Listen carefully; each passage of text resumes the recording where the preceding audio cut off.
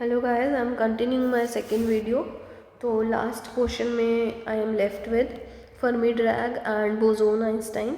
तो Bose Einstein and Fermi Dirac का मैं एक बार रिकैप देती हूँ कि फर्मी में आपका हाफ इंटीग्रल स्पिन देखा जाता है और बोस आइंस्टाइन में इंटीग्रल स्पिन देखा जाता है, यानी स्पिन आपका ज़ीरो रहेगा, दैट इज़ इंटीग्रल रहेगा, राइट। और उसके बाद इसकी वैल्यू क्या रह सकती है, 1 2 3 4 भी रह सकती है। और इसमें हम जो इन्वॉल्व करते हैं दैट आर फर्मियंस। पार्टिकल्स जो यूज़ होते हैं उनका नाम होता है फर्मियंस, और यहाँ जो यूज़ होते हैं that is bosons,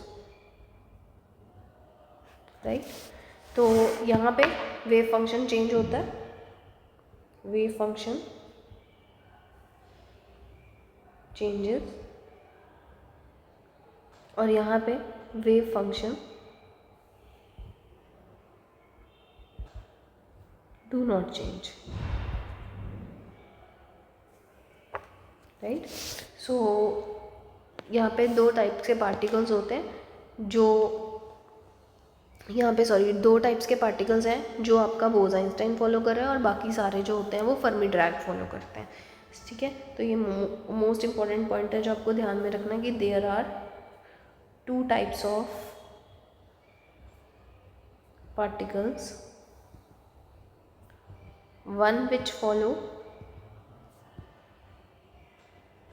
Bose Einstein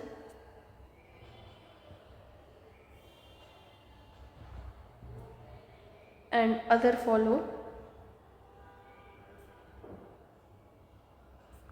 Fermi Dirac, right. तो न्यूक्लियॉन्स जो होते हैं ये बेसिकली फर्मी ड्रैग फॉलो करते हैं और इनका वेव फंक्शन जो होता है एंटी सिमेट्रिक होता है, ठीक है, यानी वेव फंक्शन चेंज होता है एंटी सिमेट्रिक, और इसका जो होता है दैट इज सिमेट्रिक। बात इसका ध्यान रखिएगा, right. Okay, talking about the next one, that is the sixth point, that is angular momentum. Talking about angular momentum, it is denoted by L, right। तो किसी भी न्यूक्लियाई के लिए जो एंगुलर मोमेंटम होता है, आपको पहले सबसे पहले ये पता होना चाहिए एटम जो है उसके अंदर आपके पास न्यूक्लियॉन्स हैं, है ना। तो हर एक न्यूक्लियॉन जो है, every nucleon, it has spin angular momentum, spin and orbital angular momentum, ठीक है।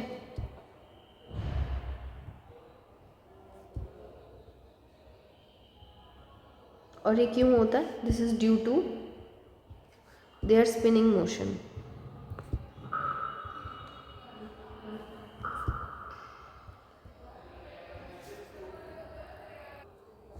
तो किसी भी न्यूक्लियाई के लिए, फॉर एनी न्यूक्लियाई, अभी मैंने आपको बताया कि टोटल यानी रिजल्टेंट एंगुलर मोमेंटम एल और एस के इक्वल होगा, this is the resultant, right. तो जो एल होता है ये इंटीग्रल मल्टीपल होता है, इंटीग्रल मल्टीपल, यानी मैंने आपको कहा था कंप्लीट स्पिन होती है इसकी, integral multiple of H cut. और जबकि एस जो होता है दैट इज हाफ स्पिन, तो it is integral multiple of H cut by 2, right. तो दो केसेस बनते हैं, केस 1 एंड केस 2। केस 1 में अगर आपका ए इवन है, यानी आपकी पैरिटी इवन है, तो आपके न्यूक्लियॉन्स भी इवन होंगे, नंबर ऑफ न्यूक्लियॉन्स इवन होंगे, दैट इज़ आपका n+p। न्यूक्लियॉन्स क्या होते हैं, neutrons and protons, that are also even. तो अगर इवन है तो s हो गया आपका 0, तो s अगर 0 हुआ तो i किसके हो गया, इक्वल NH कट, यही आएगा। NH कट कैसे, बिकॉज आपको पता है i क्या होता है L+s, क्योंकि यहाँ पे आपका s 0 हो गया। और अगर केस 2, अगर आपका a ऑड है, यानी आपका n+p भी ऑड हो गया, यानी एक आपके पास कुछ स्पिन ऐसी है, S0 हो गया, मतलब आपके पास सारी ऐसी स्पिन्स हैं ऐसी जो एक दूसरे को कैंसिल आउट कर देंगी। बट अगर ऑड हो गया, यानी ये ऑड है मतलब एक स्पिन ऐसी होगी जो अनपेयर्ड रह जाएगी। अब कोई अनपेयर्ड रह गई है, इसका मतलब वहाँ पे S जो होगा वो आपका h/2 देखा जाएगा। तो इसका मतलब आपके पास टोटल आई क्या बनेगा, NH कट प्लस h/2। तो यानी कि अगर मैं बात करूँ तो it will come out to be I क्या बनेगा, 2n+1 h/2। This is the formula for resultant in case of even and odd parities. ठीक है, आपको इन दोनों चीज़ों का ध्यान रखना। 7 पॉइंट आता है आपका मैग्नेटिक मोमेंट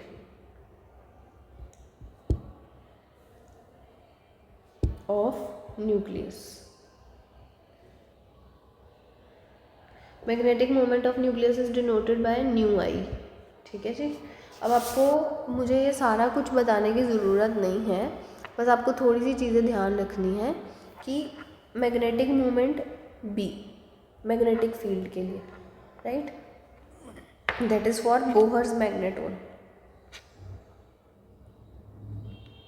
इसका फॉर्मूला होता है EH/2me। वैसे इसकी डेरिवेशन है जिसके साथ मैं अभी प्रोसीड नहीं कर रही, बस सबको ये ध्यान में रखना है।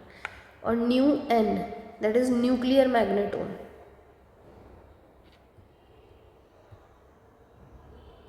इसका ध्यान रखेंगे तो EH/2mp। तो फ़र्क क्या है, इस चीज़ का ध्यान रखना है। यहाँ पे इलेक्ट्रॉन लेना है आपने, यहाँ पे प्रोटॉन लेना। न्यूक्लियर में प्रोटॉन आएगा और बोहर में इलेक्ट्रॉन आएगा। और पेपर में इसकी वैल्यू पूछी जाती है तो आपको ν की वैल्यू याद रखनी है, 9.27 × 10⁻⁻24 जूल पर टेस्ला।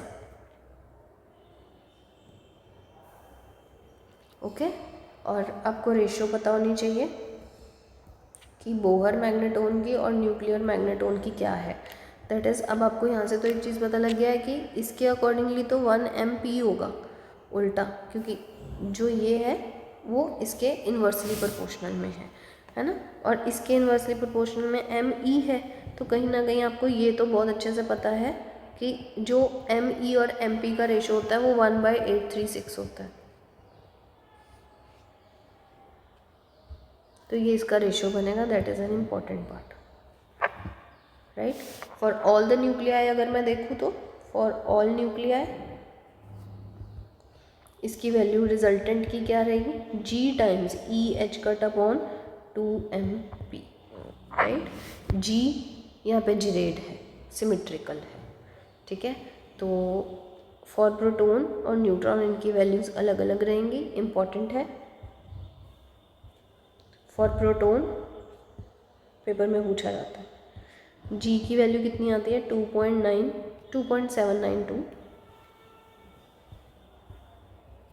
और प्रोटॉन की वैल्यू कितनी होती है, तो यहाँ पे P के केस में क्या बन जाएगा, ये 2.792 EH/2mp, right.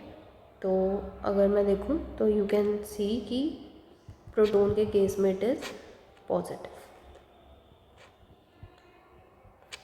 And what it is basically, proton के केस में it is 2.792 new of n, nuclear charge के इतने टाइम्स हो जाएगा। And in case of the neutrons G की वैल्यू क्या होती है माइनस में 1.913, तो कहीं ना कहीं न्यू n के केस में ये क्या हो जाएगा negative, -1.193 new of n। This is for neutrons, इसको आप स्मॉल n से डिनोट कर लेना, ठीक है। दिस इज़ नेगेटिव, तो न्यू n के केस में इट इज़ नेगेटिव, ठीक है जी, इसका ध्यान रखना। यहाँ तक सबको सब कुछ क्लियर है। तो नेक्स्ट वीडियो में I am going to post lecture 2 में I am going to post the meson theory.